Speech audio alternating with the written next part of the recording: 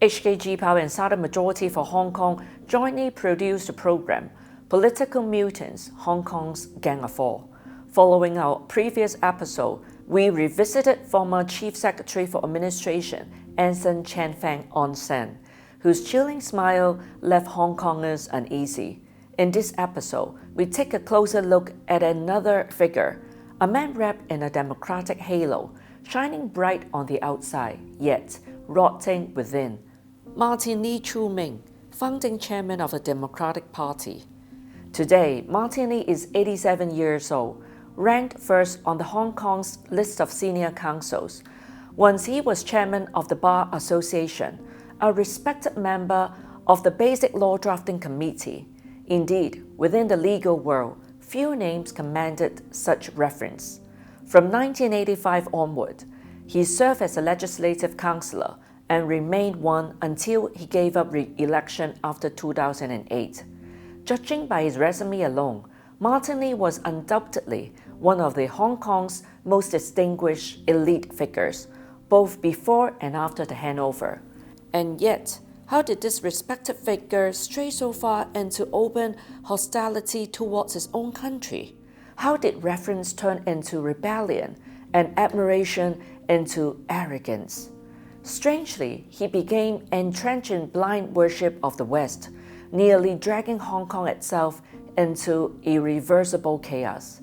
The signs were always there, weren't they? As early as 1988, during a visit to the United States, Martin Lee openly said, "If Hong Kong could remain a British colony for another 100 years, I think many people would consider that ideal." Could its resistance to the handover have been any clearer? In October 1994, the Democratic Party was born and Martin Lee, naturally, became its founding chairman. Foreign media swiftly crowned him the father of Hong Kong democracy, a lofty title, one he wore with visible pride. Yet, after the handover, Martin Lee's nostalgia for the so-called good old days of colonial rule only deepened. He worked tirelessly to spread anti-China sentiment, to spread fear towards communism. For someone held as the father of democracy, wasn't this an irony too great to ignore? By 2003, only 6 years into the SAR era, Martin Lee uttered what would become the most infamous line of his political life. He said brazenly, "You call me a traitor. I am one every day, and whenever needed, I'll be a traitor again." From that day onward, the name Lee the Traitor spread like wildfire. And truly, could there have been a more self-inflicted title? In May 2003, then Chief Executive Dong Chi-wah, in a LegCo session, could no longer hold his silence. He admonished Lee directly, saying, "You've been bad-mouthing Hong Kong for 6 years. Keep doing it." He warned the opposition, follow the times or be abandoned by them. Sure enough, the opposition ignored the warning and kept going down the wrong path, with Martin Lee its leading example. During the 2008 Beijing Olympics, the whole nation celebrated in joy. Hong Kong, too, was vibrant with pride. But not everyone joined in that spirit. Back in October 2007, Martin Lee had written in the Wall Street Journal, urging then US President George W. Bush to use the Olympics as leverage to pressure Beijing over so-called human rights. His version of celebration was criticism, and his act outraged many across Hong Kong. The result, the title Lee the Traitor resurfaced. Louder than before, it became his political signature. By late March 2008, Martin Lee announced he would not seek re-election to LegCo, retreating from the political front line. And just when people thought the damage had ended, his shadow returned. 2014 arrived, a watershed year, as we recalled in our previous episode. That year, Martin Lee and Anson Chan went to the United States to lodge complaints. There, they met in full public view with then US Vice President Joe Biden. At that very moment, preparations for the illegal Occupy Central movement were in full swing. And many in Hong Kong could not help but ask, was that meeting really a coincidence?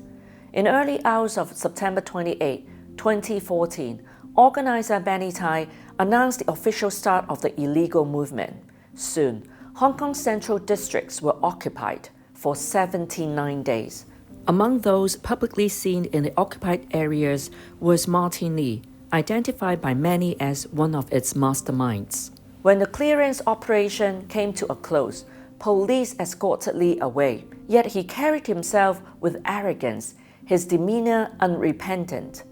And luckily, perhaps ironically, he faced no prosecution. Then came August 2017, Democratic Party member Howard Lam claimed he had been abducted and tortured by unnamed powerful departments. He said staples were driven into his thigh. Mockingly and others publicly stood by Lam at a press conference, condemning authorities in fierce terms. At that time, the opposition camp was furiously smearing the high-speed rail co-location arrangement, seizing every chance to frame the mainland as overreaching. To them, Lam's story was the perfect evidence, and soon enough the truth came out. Lam's story was a lie, scripted and staged. He was convicted of making a false report, sentenced to 5 months in jail. And Mockingly, he failed to gain sympathy. Instead, he became a political laughingstock. Repeated embarrassments did not humble him.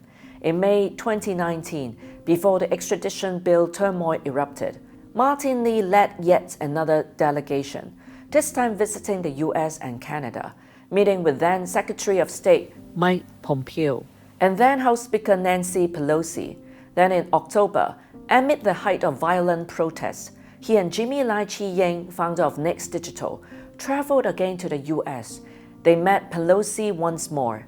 As violence raged through Hong Kong's streets, these politicians sought foreign pressure against their own city. And the Hong Kong public saw it clearly. On August 18, 2019, the opposition held a so-called stream-style rally Mockingly attended.